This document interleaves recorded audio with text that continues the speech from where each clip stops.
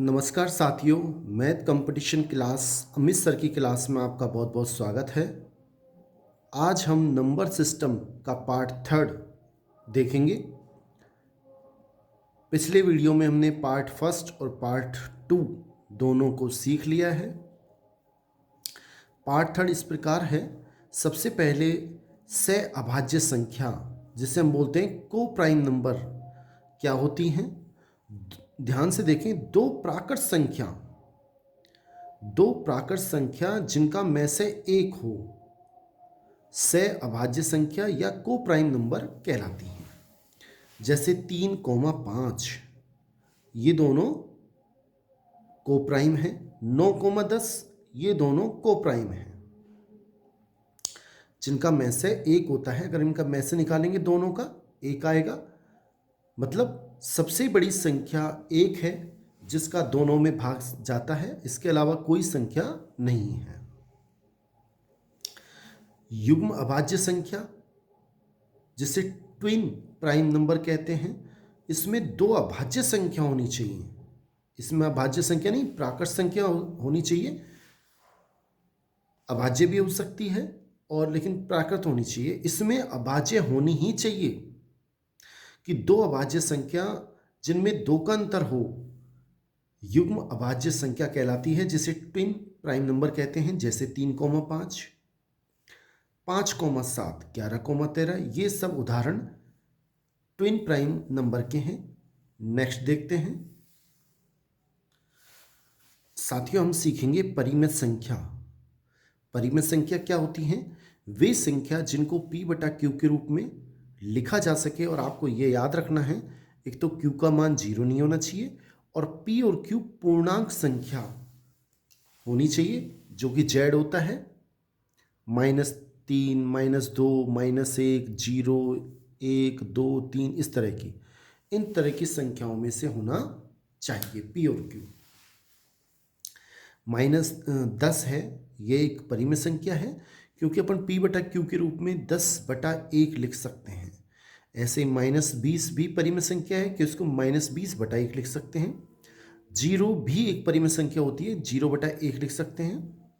√16 एक परिमित संख्या है, क्योंकि इसका वर्गमूल करेंगे, क्योंकि 16 पूर्ण वर्ग संख्या होती है, इसका वर्गमूल करेंगे तो ये 4 आएगा, उसके नीचे अपन 1 लिख दें तो p बटा क्यू हो गया।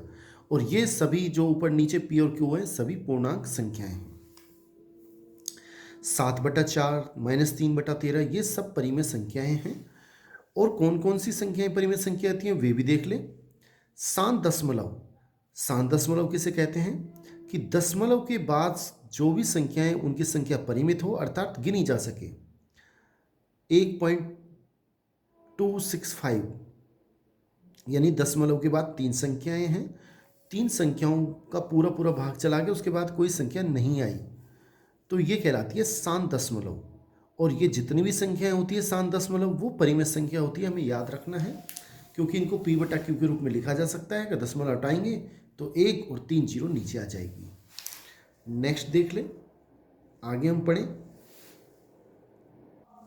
नेक्स्ट देखें, अशांत आवर्ती दशमलव, यानी दशमलव के बाद शांत नहीं हो रही है संख्या, लगातार चल रही है, लेकिन पुनरावर्ती होती है, अनंत बार आ रही है लेकिन पुनरावर्ती हो रही है। जैसे 7.3333, तो हम इसको लिख सकते हैं 7.3 के ऊपर बार। ऐसे ये लिख दिया हमने 6.14 के ऊपर बार। 14 बार पुनरावर्ती हो रही है, रिपीट हो रहा है। ये संख्याएं कहलाती हैं अशांत आवर्ती दशमलव। और ये जितनी भी संख्याएं हैं, ये परिमित संख्याएं होती है, क्योंकि इनको p बटा क्यू के रूप में लिखा जा सकता है। हम अभी आगे क्वेश्चन हल भी करेंगे नेक्स्ट में, कि इनको भिन्न के रूप में कैसे बदला जा सकता है। क्वेश्चन आते हैं इसके। नेक्स्ट, अपरिमित संख्या, √5, √2 और वे अशांत दशमलव जो पुनरावर्ती नहीं होती, वो भी अपरिमित संख्याएं होती हैं। ये सब अपरिमित संख्याएं हैं। साथ में आप ये भी याद रखें कि पाई अपरिमित संख्या होती है, क्योंकि इसको हमने जब गणितज्ञ निकाल के देखा तो दशमलव के बाद 14 अंकों तक देख लिया, कोई भी अंक पुनरावर्ती नहीं होती है, इसलिए ये अपरिमेय संख्या है, जबकि 22/7 परिमेय संख्या होता है, क्योंकि 6 अंक के बाद वो वापस वही रिपीट होने लग जाते हैं। ई एक अपरिमेय संख्या होता है। आप विशेष रूप से ये ध्यान रखें, पाई अपरिमेय संख्या है, परंतु साइन पाई परिमेय संख्या होता है। क्यों? क्योंकि साइन पाई का मान 0 होता है। साइन पाई मीन्स साइन से 180 डिग्री, और साइन 180 डिग्री का मान 0 होता है। इसी प्रकार साइन पाई/2, पाई/4 ये सब परिमेय संख्या होती हैं। जिसमें परिमेय संख्या है p/q, वो सब परिमेय संख्या होती हैं। साइन पाई/2 परिमेय संख्या होती है, क्योंकि साइन 90 का मान 1 होगा। नेक्स्ट देख लें साथियों, विशेष ध्यान रखने वाली बात है, कई बार क्वेश्चन पूछता है, कंफ्यूज होने की कोई जरूरत नहीं है। कभी भी पूछे दो परिमेय संख्याओं के बीच कितनी परिमेय संख्या होती है, तो आपको याद रखना है अनंत परिमेय संख्याएं होती हैं। जैसे 1 और 2 ये दोनों परिमेय संख्याएं हैं, इनके बीच में कितनी परिमेय संख्या होती है? अनंत। आप देख सकते हैं जैसे 1.11, 1.1, 1, 1.1, 2, इस तरह से हम कितनी भी संख्याएं लिखी जा सकती हैं। इसलिए आपको याद रखना है दो परिमेय संख्याओं के बीच अनंत परिमेय और अनंत ही अपरिमेय संख्याएं होती हैं। इसी प्रकार दो अपरिमेय संख्याओं के बीच भी अनंत परिमेय और अनंत ही अपरिमेय संख्याएं होती है। पूछा जाता है क्वेश्चन कि दो परिमेय संख्याओं के बीच कितनी है परिमेय संख्याएं, तो उनका आंसर देना है अनंत परिमेय संख्या है। नेक्स्ट ये भी पूछा जाता है, आप ध्यान रखें कि दो परिमेय संख्याओं का योग करें या घटाव करें या गुणा करें और या फिर भाग करें, भाग नीचे 0 नहीं होना चाहिए, वो हमेशा हमें एक परिमेय संख्या ही प्राप्त होगा। दो परिमेय संख्याओं का योगफल परिमेय होता है, दो परिमेय संख्याओं का घटाव भी परिमेय, और दो अपरिमेय संख्याओं का गुणा भी परिमेय, और दो परिमेय संख्याओं का भाग नीचे वाली 0 नहीं हो वो भी एक परिमेय संख्या होती है। आगे देखें नेक्स्ट, इसमें ध्यान दें दो, जबकि अभी हमने पढ़ा दो परिमेय संख्याओं के बारे में, अब दो अपरिमेय संख्याओं का योग।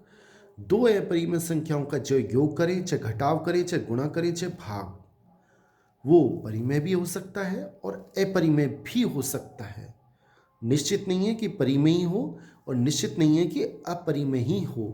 उदाहरण के लिए जैसे दोनों अपरिमेय संख्याएं, लेकिन इनको जोड़ेंगे तो ये √2 से प्लस √2 से माइनस √2 कट जाएगा और 2 और 2 4 आएगा, जो कि परिमेय संख्या है।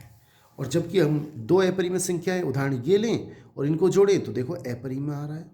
इसका मतलब दो अपरिमेय संख्याओं का योग करें चाहे गुणा करें, गुणा को भी आप देख लें, जैसे √3 है, इसको हम गुणा करें √3 से, दोनों अपरिमेय हैं लेकिन इसका मान कितना आएगा 3, जो कि परिमेय संख्या है।